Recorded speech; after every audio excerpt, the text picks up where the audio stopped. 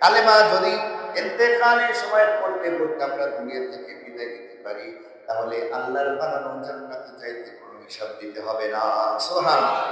বিনা হিসেবে জান্নাত। এই জন্য বলা হয় যার শেষ ভালো তার সব ভালো। মৌতের মুহূর্তটাই হলো মূল জিনিস। তবে ঈমান কিভাবে পাওয়া যায় মৌতের সময়, আর ঈমান কি কি কারণে পাওয়া যায় না, এগুলো কিছু বিষয় আছে, কিছু আমল আছে, কিছু কর্ম আছে, ওগুলো আরেকদিন ইনশাআল্লাহ বলবো। তো আল্লাহ তাআলার প্রিয় বান্দা আমরা, আল্লাহ তাআলার খুবই প্রিয় মানুষ, খুবই ভালোবাসেন আল্লাহ তাআলা।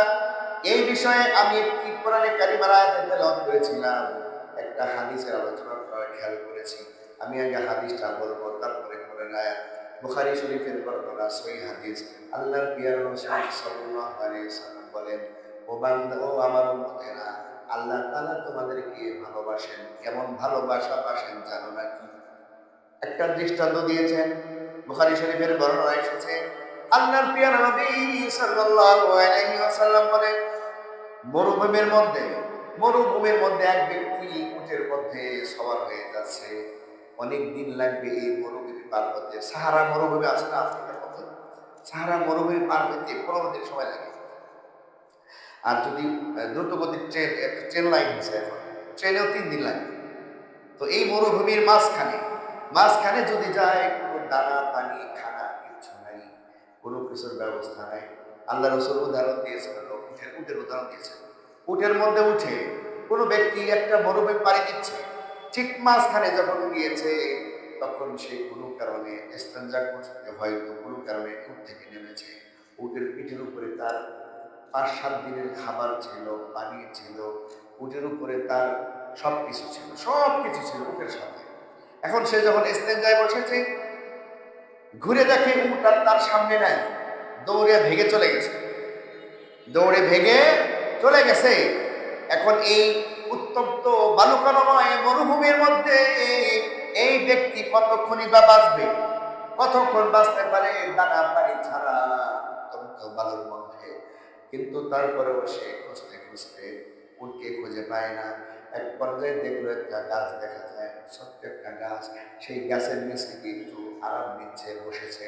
বসার পরে একটু তার শরীরটা ক্লান্ত, শরীর ঘুমে তন্দ্রাচ্ছন্ন হয়ে গেছে, চোখটা বন্ধ হয়ে গেছে, একটু ঘুমাইছে।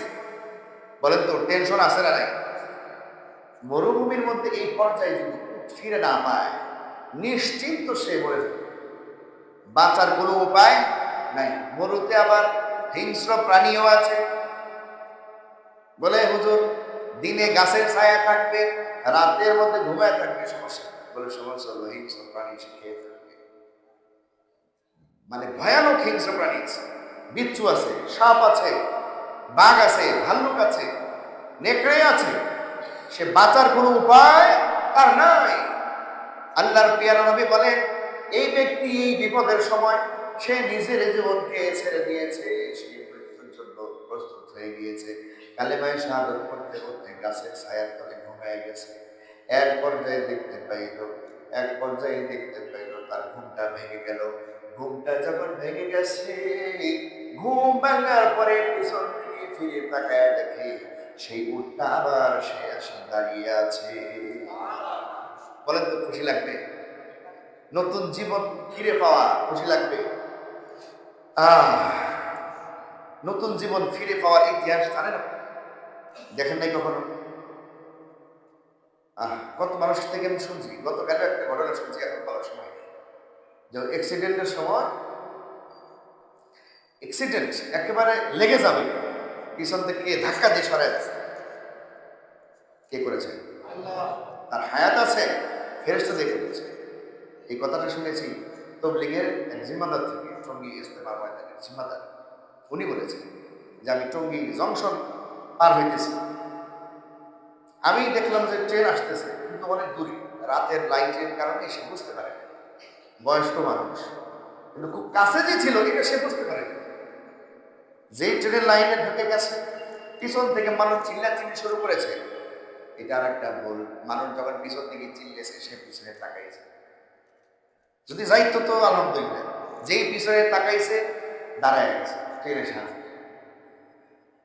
তখন আমার নজরে পড়ছে ট্রেন প্রাইজে আমার থেকে 3 থেকে 4 হাত দূরে। এই মুহূর্তে আমি বুঝলাম আমাকে পিছন থেকে ঠিক মাজার মাঝখানে কে যেন ধাক্কা মারল, এক ধাক্কা ছিটকে পড়ে গেলাম 10 হাত দূরে। সুবহানাল্লাহ। আমি 10 হাত দূরে যখন পড়ে রইলাম, আর ওখানে পরেই ভাবতেছি এটা আমি দ্বিতীয়বার আল্লাহ তাআলা আমাকে নতুন জীবন দিলেন। সুবহানাল্লাহ। এরকম কেরামতির অনেক ঘটনা আছে, এখন বলার সময় নেই। তো এই যে উটওয়ালা ব্যক্তি হারায় ফেলছিল, আবার যখন উট ফেরত পাইলো, এখন সে মনের মধ্যে খুশি, আমি এখন নতুন জীবন ফেরত পাইলাম। এই উটের উপরে দানা পানি খেয়ে আবারও মরুভূমি পাড়ি দিতে পারবো। এই ব্যক্তি যতটুকু খুশি হবে, এই ব্যক্তি নতুন জীবন ফেরত পেয়ে যতটুকু খুশি হবে, তার চাইতেও শত শত গুণ বেশি খুশি হয় কোনো বান্দা যদি নাফরমানি করতে করতে গুনাহ করতে করতে এক পর্যায়ে বুঝতে পারে আমি আল্লাহর নাফরমানি করছি, আল্লাহর হুকুম থেকে দূরে সরে আছি। এক পর্যায়ে সে তওবা করে, তওবাতুন নাসুহা করে আল্লাহর পথের দিকে ফিরে আসে, আল্লাহর হুকুমের দিকে ফিরে আসে, রাসূলের আদর্শের দিকে ফিরে আসে। রাসূল বলেন ওই ব্যক্তি উট ফেরত পেয়ে যেই খুশি হয়েছিল, আল্লাহ তাআলা এই নাফরমান বান্দার উপরে তার চাইতেও বেশি খুশি হয়ে যায়। তাহলে আমরা ফিরে আসতে রাজি আছি ইনশাআল্লাহ? আলহামদুলিল্লাহ। আল্লাহ তাআলা কবুল করুন, আমিন।